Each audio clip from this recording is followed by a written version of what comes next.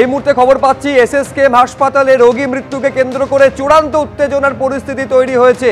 চূড়ান্ত উত্তেজনা, রাজ্যের একমাত্র সবথেকে বড় সরকারি সুপার স্পেশালিটি হাসপাতাল এসএসকেএম, এই হচ্ছে সেই ছবি আপনারা দেখতে পাচ্ছেন।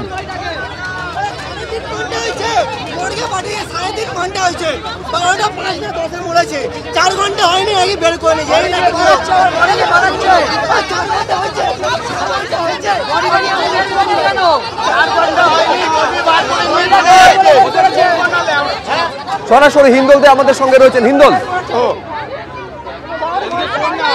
দেখো, ইতিমধ্যে এসএসকেএম হাসপাতাল চত্বর, যে চত্বরে কিন্তু রীতিমতো উত্তেজনা ছড়িয়েছে। ক্যামেরা পার্সন অজয় দাসকে বলবো সেই ছবিটা দেখাতে।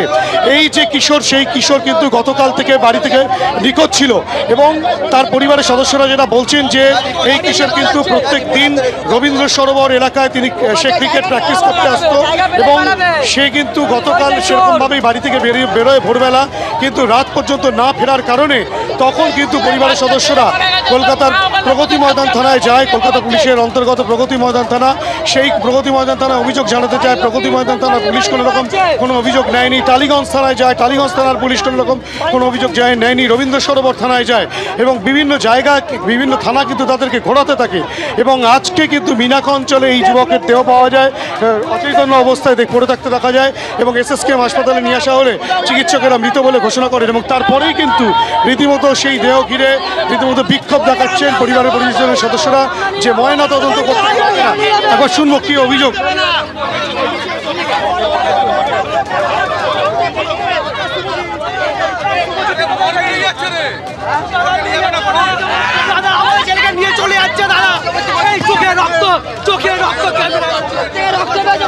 রীতিমতো দেখতেই পাচ্ছ যে পুলিশের সঙ্গে, ক্যামেরা পার্সন অজয় দাসকে বলবো সেই ছবি দেখাতে, পুলিশের সঙ্গে রীতিমতো পরিজন, আত্মীয় পরিজন এবং পরিবারের সদস্যদের ধাক্কাধাক্কির পরিস্থিতি। ময়না তদন্তের জন্য দেহ নিয়ে যাওয়া হচ্ছিল। পরিবারের সদস্যদের যেটা অভিযোগ যে পরিবারের সদস্যদেরকে না জানিয়ে ঠিক এভাবেই দেহ নিয়ে চলে যাওয়া হচ্ছে এবং পুলিশ সম্পূর্ণ অসহযোগিতা করেছে, তেমনটাই পরিজনেরা অভিযোগ করে আসছেন এবং গোটা ঘটনায় কিন্তু রীতিমতো এসএসকেএম হাসপাতাল চত্বরে যেটা দেখা যাচ্ছে পরিবারের সদস্যদেরকে পুলিশ ধাক্কাধাক্কি করছে এবং পুলিশের সঙ্গে কিন্তু রীতিমতো উত্তেজনার পরিস্থিতি তৈরি হয়েছে এবং উত্তেজনার পরিস্থিতি সরাসরি হিন্দল দেখাচ্ছে, পুলিশের সঙ্গে ধস্তাধস্তি পর্যন্ত চলছে।